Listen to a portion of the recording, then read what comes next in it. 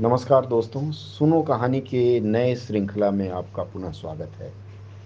मैं विनय कुमार शुक्ल हर बार किसी एक रचनाकार की रचना का पाठन करता हूँ, साथ ही रचनाकार के बारे में आपको बताता भी हूँ। आज की यह रचना एक लघु कथा है। लघु कथा से अधिक इसे बाल कथा कहना ज़्यादा उचित होगा, जिसे हमें भेजा है आदरणीय माला वर्मा जी ने। माला वर्मा जी के बारे में आप सबको पहले ही बता चुका हूँ कि इन्होंने भारत में भ्रमण के ऊपर, पर्यटन के ऊपर हिंदी भाषा में अधिकाधिक पुस्तकें लिखी हैं। और मुझे लगता है कि अगर देखा जाए तो इनका नाम किसी लिम्का बुक या गिनीज बुक के रिकॉर्ड में आना चाहिए, क्योंकि हिंदी भाषा में लिखी हुई पर्यटन की पुस्तकें बहुत कम उपलब्ध हैं। चलिए हम इनके इस बाल कथा की बात करें। बाल कथा को पाठन से पहले मुझे एक और कविता याद आ गई।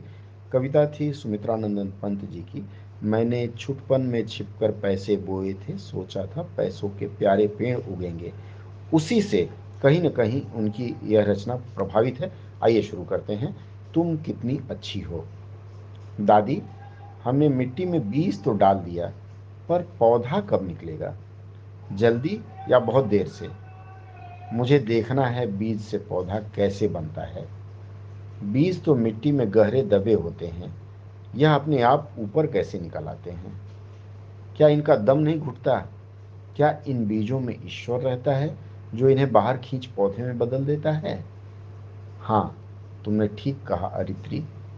ईश्वर रूपी प्रकृति हर जगह मौजूद है। हमने बीज मिट्टी में डाले, अब इसके बाद प्रकृति हमारी मदद करेगी।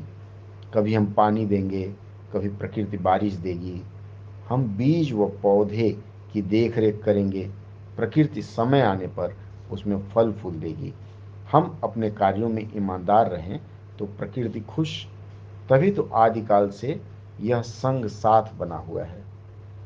दादी, अगर हमने प्रकृति के साथ बुरा व्यवहार किया, बेईमानी की, तब तो परिणाम भुगतना होगा। हम गलती करके बच नहीं पाएंगे। प्रकृति के पास अपने कई तरह के हथियार हैं जिनसे वह वार कर सकती है। लेकिन हम सावधान रहें, ईमानदार रहें तो प्रकृति क्यों नाराज होगी? वो बहुत नरम दिल की है। सोचो तो, बिना मांगे उसने हमें इस धरती पर लाखों वस्तुएं दी जिनसे मानव लाभ उठा रहा है। हम उन वस्तुओं का दोहन न करके उनकी हिफाजत करें तो प्रकृति सिर्फ देती ही रहेगी, यह सत्य है। दादी, ठीक कहा तुमने। मैं इस बीज की रक्षा करूंगी, रोज पानी दूंगी, इसकी देखभाल करूंगी। फिर प्रकृति इन बीजों को पौधा बना देगी। किसी में फल, किसी में फूल होगा। कितना सुखद, कितना मनोरम दृश्य होगा। प्रकृति ही ईश्वर है, मुझे आज पता चला। और दादी, तुम कितनी अच्छी हो। दादी ने पोती को गले से लगा लिया।